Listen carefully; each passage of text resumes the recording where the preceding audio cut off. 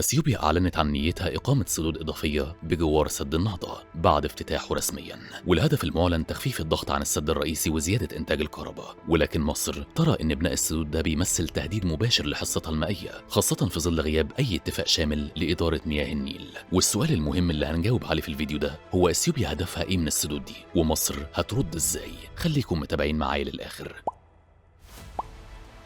الدكتور عباس شرائي أستاذ الجيولوجيا في جامعة القاهرة كشف إن الحكومة الإثيوبية بتتحرك حالياً في اتجاه تنفيذ خطة قديمة كانت معلنة من سنوات، وهي بناء سدود إضافية في منطقة سد النهضة بعد افتتاحه بشكل رسمي. وقال إن الهدف الأساسي من السدود دي هو تخفيف الضغط المائي الضخم على الخزان الرئيسي وتخزين كميات إضافية من المية بتتيح للتوربينات إنتاج كهرباء بكفاءة أكبر. وأضاف إن الفكرة دي مش جديدة، لأن أثيوبيا سبق وحددت مواقع مرشحة لإقامة سدود، وده كجزء من خطتها الطموحة للاستفادة من نهر النيل الأزرق بأكبر قدر ممكن.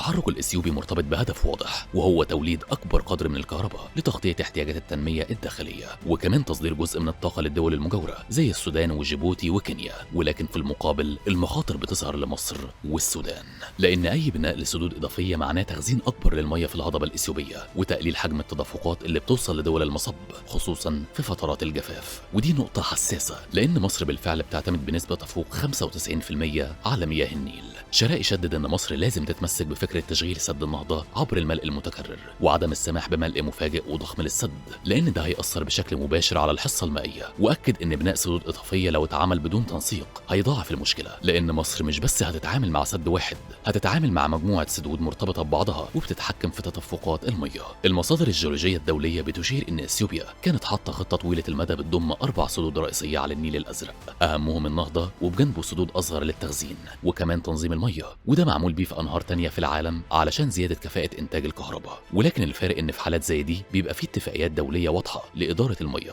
وده غير موجود دلوقتي في حوض النيل. ومصر من جانبها بتعتبر إن أي تحرك لبناء سدود جديدة دون اتفاق بيعتبر خطر على أمنها المائي، لأن النيل الأزرق بيمثل حوالي 60 ل 70% من المية اللي بتوصل مصر، ولو حصل حجز إضافي للمية ده ممكن يسبب عجز مائي كبير، خصوصا مع تزايد عدد السكان اللي وصل لأكتر من 106 مليون نسمة. التقارير البحثية بتوضح كمان إن سد النهضة نفسه بيعاني من مشاكل فنية مرتبطة بالتربة والانزلاقات المحتملة في المنطقة. علشان كده فكرة بناء سدود مساندة ظهرت عند الإثيوبيين كخيار لتخفيف المخاطر وضمان استقرار السد الرئيسي، ولكن ده معناه برضه مضاعفة حجم السيطرة الإثيوبية على مجرى النيل الأزرق. الواقع الحالي بيوضح إن أثيوبيا بتتحرك في مسار أحادي وبتستغل غياب اتفاق قانوني ملزم لإدارة السد، وفي نفس الوقت بتحاول تكسب مكاسب اقتصادية من بيع الكهرباء. وده بيضع مصر أمام تحدي استراتيجي كبير محتاج تحرك سياسي ودبلوماسي وفني علشان تأمين حصتها التاريخية من مية النيل وضمان ان السدود الجديده ما تتحولش لاداه ضغط مائي عليها. مصر دلوقتي قدام خيارين، اما الاستمرار في التفاوض وطلب التزامات واضحه، او اللجوء لاليات اقليميه ودوليه تضمن حقوقها المائيه، خصوصا ان اي خطوه غير مدروسه في بناء سدود اضافيه ممكن يكون تاثيره ممتد لعقود طويله على الامن المائي والغذائي لمصر.